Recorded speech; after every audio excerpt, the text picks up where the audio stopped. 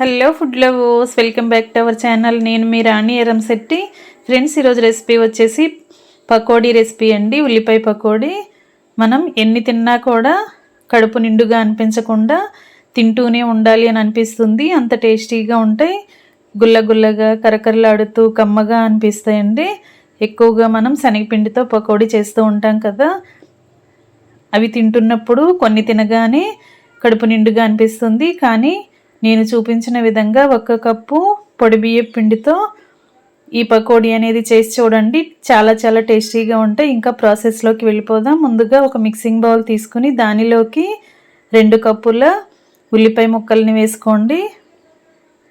ఉల్లిపాయలు అనేవి ఇలా పొడవుగా స్లైసెస్ లాగా ఇలా పొడవుగా కట్ చేసి తీసుకోండి. అప్పుడే పకోడీకి టేస్ట్ అనేది చాలా చాలా బాగుంటుంది.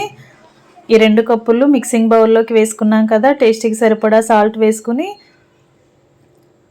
సన్నగా కట్ చేసుకున్న పచ్చిమిర్చి ముక్కల్ని 2-3 టేబుల్ స్పూన్లు వేసుకోండి మీ ఘాటుకి తగ్గట్టుగా.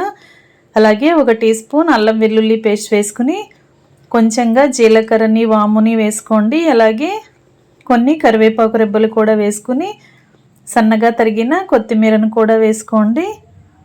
అలాగే చిటికెడు పసుపు కూడా వేసుకోండి.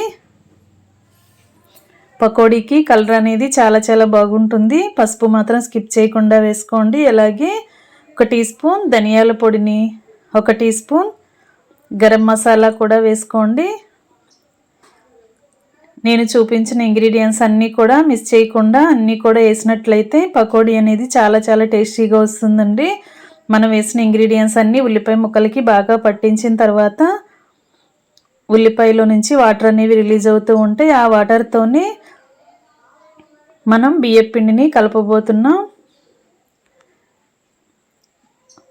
మనం ఏ కప్పుతో అయితే ఉల్లిపాయ ముక్కలు తీసుకున్నామో 2 కప్పులు ఉల్లిపాయ ముక్కలు, అదే కప్పుతో 1 కప్పు నిండా పొడి బియ్యం పిండిని, 2 టేబుల్ స్పూన్లు శనగపిండిని వేసుకోండి. శనగపిండి అనేది ఎక్కువగా వేయొద్దండి. నేను చూపించిన విధంగా మాత్రమే 2 టేబుల్ స్పూన్లు మాత్రమే వేసుకోండి.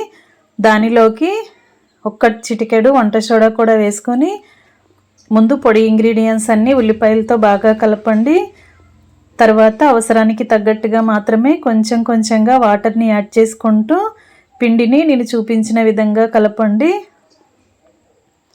ఉల్లిపాయల్లో ఉన్న వాటర్తోని పిండి చాలా వరకు కలిసిపోతుందండి. వాటర్ అనేవి ఎక్కువగా పోయకూడదు. ఇలా పిండి అంతా కూడా ముద్దలాగా కలిపాం కదా. దీనిలోకి వేడివేడిగా కాగించిన ఆయిల్ని 1 టేబుల్ స్పూన్ వేసుకోండి.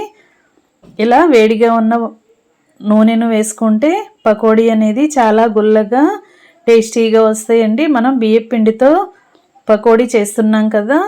పకోడీ అనేది గట్టిగా ఉన్నట్లు అనిపించకుండా మనం బియ్యం పిండితో వేసిన టేస్ట్ అనేది అస్సలు తెలియకుండా మనం ఈ ఆయిల్ని వేడిగా ఉన్న ఆయిల్ని వేసినట్లయితే పకోడీ చాలా చాలా టేస్టీగా వస్తాయండి. ఇలా ఆయిల్ అంతా కూడా పిండిలో బాగా కలిపాం కదా.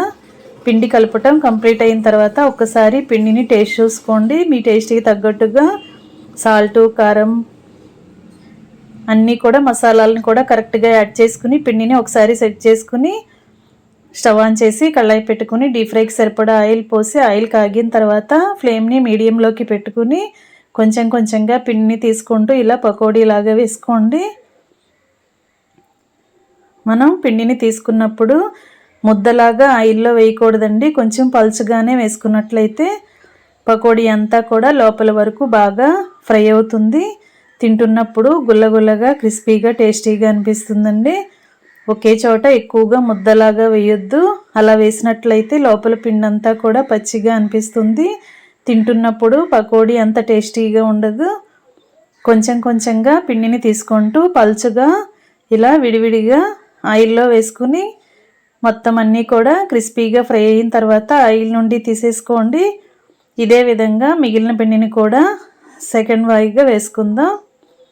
ఫ్రెండ్స్, ఛానల్ని ఫస్ట్ టైం వాచ్ చేసిన వారు సబ్స్క్రైబ్ చేసుకుని పక్కనే ఉన్న బెల్ బటన్ క్లిక్ చేయడం మాత్రం మర్చిపోకండి.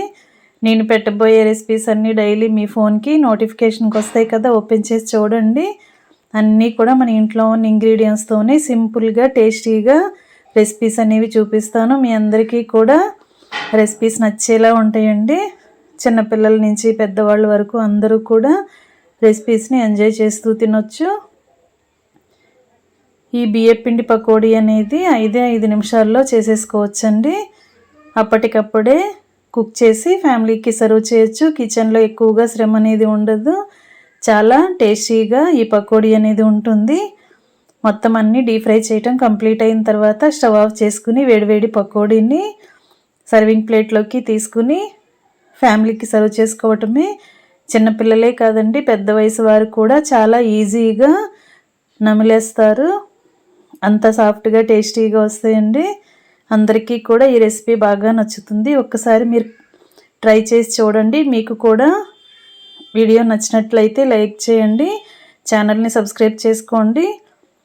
పక్కనే ఉన్న బెల్ బటన్ క్లిక్ చేయటం మాత్రం మర్చిపోకండి. మీరు కూడా వెంటనే కుక్ చేసి ఫ్యామిలీకి సర్వ్ చేయండి, టేస్ట్ చేయండి. Thanks for watching. నేను మీ రాణి ఎర్రంశెట్టి.